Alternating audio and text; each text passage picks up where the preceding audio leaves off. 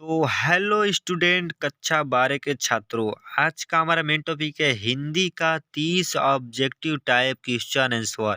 आपको प्रश्न पढ़ेंगे और इसका उत्तर बताएंगे। बस आप इस वीडियो को शुरू से अंत तक जरूर देखिए। 30 के 30 आपके लिए वेरी वेरी मोस्ट इंपॉर्टेंट है। यूपी बोर्ड 2024 में अगर आपको पास होना है तो वो मार्कशीट का 20 में 20 नंबर लेकर जाना है तो इस वीडियो को पूरा शुरू से अंत तक जरूर देखना है। तो आइए अपने इस वीडियो को शुरू करते हैं। आषाढ़ का एक दिन। आषाढ़ का एक दिन किसकी रचना है? आषाढ़ का एक दिन किसकी रचना है? तो यह किसकी रचना है? इसमें आपका ऑप्शन नंबर सी हो जाएगा सही। क्या मोहन राकेश की रचना है? तो अब आता है दूसरा क्वेश्चन को भी अच्छे से देखा जाए। बीसन बीसन को किसकी किसकी प्रतीक्षा है? बीसन को किसकी प्रतीक्षा है? तो किसकी प्रतीक्षा है? अपने पुत्र की। किसकी? अपने पुत्र की। ऑप्शन नंबर बी हो जाएगा सही दूसरे का। तो अब आता है तीसरा क्वेश्चन को भी अच्छे से देखें। बिस्नी कौन थी? बिस्नी कौन थी? प्रश्न क्या बोल रहा है? बिस्नी कौन थी? तो इसमें आपका चार ऑप्शन है, तो इसमें आपका क्या हो जाएगा सही? क्या ऑप्शन नंबर बी हो जाएगा सही। क्या मानक की माँ थी? क्या मानक की माँ थी? तो अब आता है चौथा क्वेश्चन को अच्छे से देखा जाए।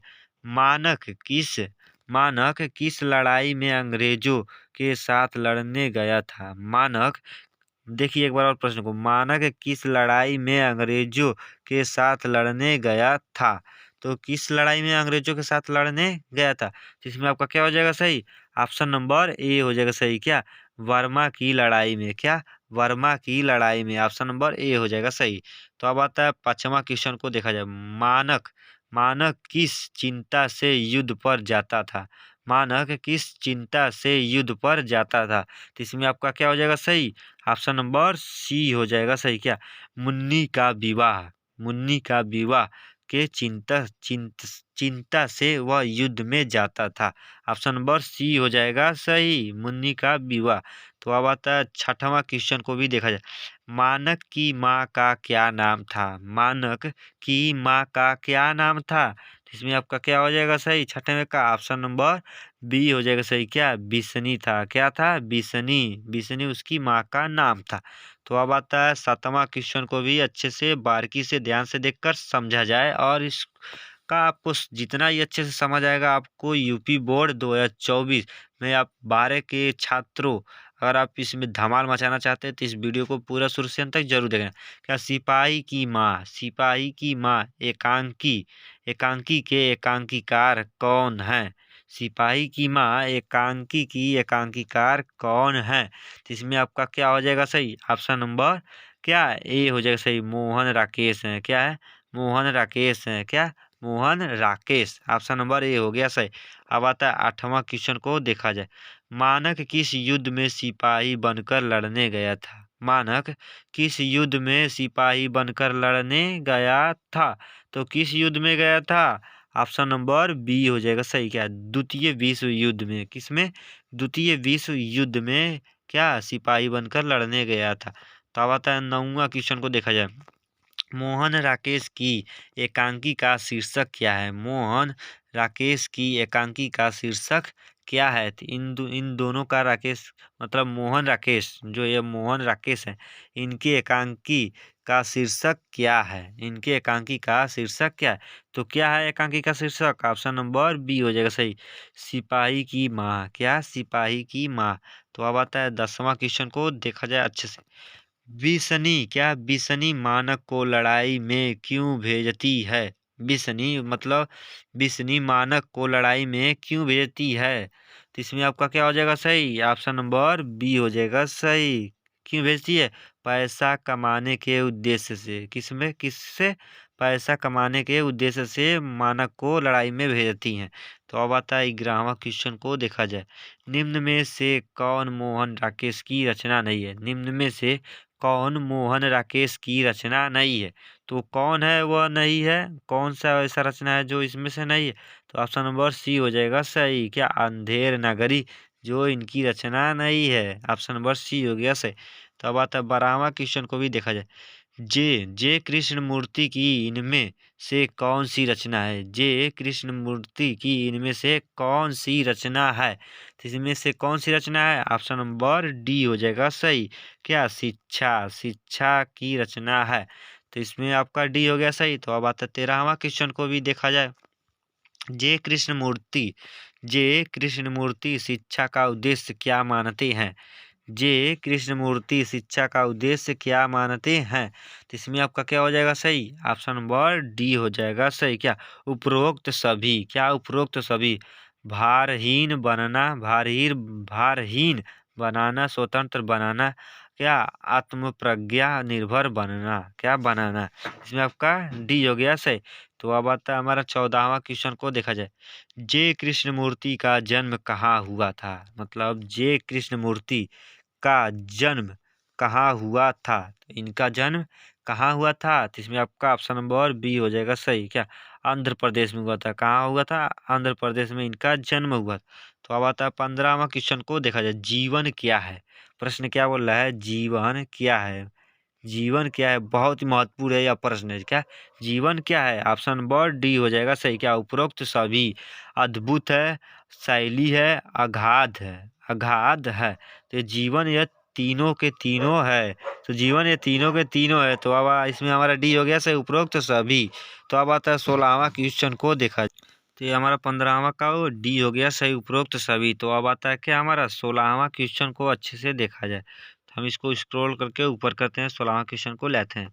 शिक्षा पाठ के रचयिता कौन है? शिक्षा पाठ के रचयिता कौन है? तो इसमें आपका क्या हो जाएगा सही? ऑप्शन नंबर डी हो जाएगा सही। क्या? जे कृष्णमूर्ति हैं जो शिक्षा पाठ के रचयिता हैं। तो अब आता है हमारा 17वां क्वेश्चन को देखा जाए। बचपन में कैसे वातावरण में रहना आवश्यक है? बचपन में कैसे वातावरण में रहना आवश्यक है? तो कैसे वातावरण में रहना आवश्यक है? ऑप्शन नंबर बी हो जाएगा सही। क्या? स्वतंत्र में रहना आवश्यक है। तो अब आता है 18वां क्वेश्चन को देखा जाए। जय कृष्णमूर्ति की शिक्षा कृति है। जय कृष्णमूर्ति की शिक्षा कृति है। इनमें से इनकी क्या कृति है? इनमें से इनकी क्या कृति है? तो इनमें से आपका क्या कृति हो जाएगा? ऑप्शन नंबर ए हो जाएगा सही। क्या? संभाषण। क्या? संभाषण। ऑप्शन नंबर ए हो गया सही। अब बताओ 19वां क्वेश्चन को देखा जाए। मेघा कहाँ कहानी हो सकती है? मेघा मेघा कहाँ कहानी हो सकती है? जो ये मेघा है मतलब बादल। बादल कहाँ कहानी हो सकती है? मेघ मतलब होता है बादल, इसमें मेघा बोल दिए मतलब बादल कहाँ कहानी हो सकती है। इसमें आपका क्या हो जाएगा सही? ऑप्शन नंबर सी हो जाएगा सही। जहाँ भय हो। कहाँ? जहाँ भय हो वहीं हो सकती है। तो अब आता है 20वां क्वेश्चन को अच्छे से देखा जाए। चित्रकारी। क्या? चित्रकारी में कौन सा रंग संवेदनाओं को तेजी से भरता है? क्या? एक बार और प्रश्न को पढ़ते हैं। क्या? चित्रकारी कौन सा रंग संवेदनाओं को तेजी से भरता है? तो वह कौन सा रंग है जो संवेदनाओं को तेजी से भरता है? तो ऑप्शन नंबर सी हो जाएगा सही। शोक और भड़कीला यही हो जाएगा हमारा, संवेदनाओं को तेजी से भरता है। तो ऑप्शन नंबर सी हो गया सही।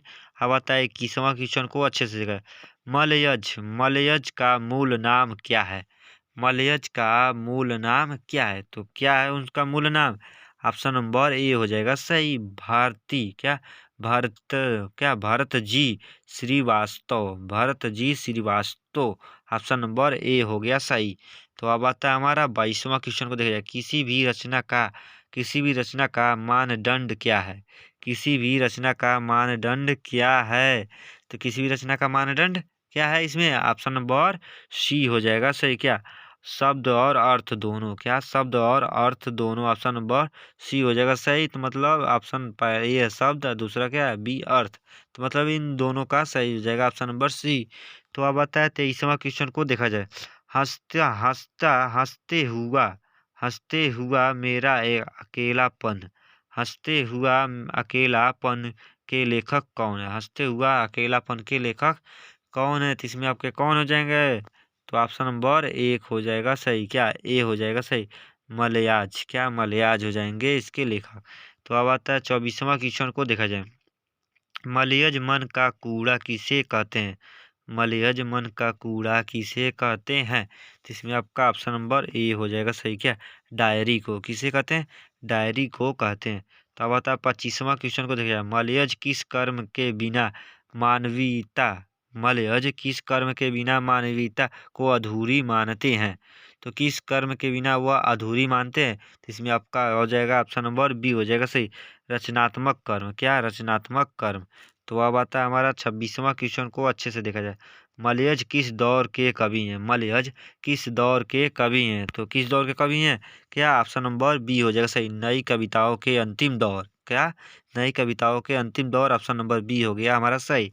तो अब आता है हमारा क्या 27वां क्वेश्चन को देखा जाए। हंसते हुए मेरा अकेलापन किस विधा की रचना है? हंसते हुए मेरा अकेलापन किस विधा की रचना है? तो यह किस विधा की रचना है? ऑप्शन नंबर बी हो जाएगा। क्या? डायरी विधा की रचना है। किस विधा की? डायरी विधा की रचना है। तो अब आता है 28वां क्वेश्चन को देखा जाए। सूरदास का जन्म कहाँ हुआ था? Very very most important question है। सूरदास का जन्म कहाँ हुआ था? तो सूरदास का जन्म कहाँ हुआ था? ये तो आप भी जानते होंगे। क्या? कहाँ हुआ था? ऑप्शन नंबर बी हो जाएगा सही। क्या? सोही हुआ था। क्या होगा? कहाँ हुआ था? सोही। सोही हुआ था सूरदास का जन्म। तो अब आता है 28वां क्वेश्चन को देखा जाए। गोप गोपियाँ किनको, एक बार और प्रश्न को पढ़ते हैं। गोप गोपियाँ किनको जगाने के लिए गा रहे हैं? तो किनको जगाने के लिए गा रहे हैं? और सूरदास जी किसके किसके किसके बाल लीलाओं का वितरण किए हैं? किसको? कृष्ण को। क्या? कृष्ण को गोपियाँ जगा रही हैं गाकर। तो और सूरदास जी किसके बाल लीलाओं का वर्णन किया है? कृष्ण की बाल लीलाओं का वर्णन किया। तो अब आता है अंतिम क्वेश्चन 30वां देखा है। साहित्य लहरी किसकी रचना है? साहित्य लहरी किसकी रचना है? तो इसमें आपका क्या हो जाएगा सही? ऑप्शन नंबर बी हो जाएगा सही। क्या? सूरदास जी की रचना। आई होप कि मेरे प्यारे आल स्टूडेंट कक्षा 10 के साथ कक्षा 12 के छात्रों, आपको ये वीडियो बहुत ही अच्छा लगा हो। तो इस चैनल पर नए हो तो एक लाइक और सब्सक्राइब करना। तो मिलते हैं नेक्स्ट वीडियो में और इसी तरह क्वेश्चन आंसर लाएंगे धमाल से धमाल। वंदे मातरम दोस्तों।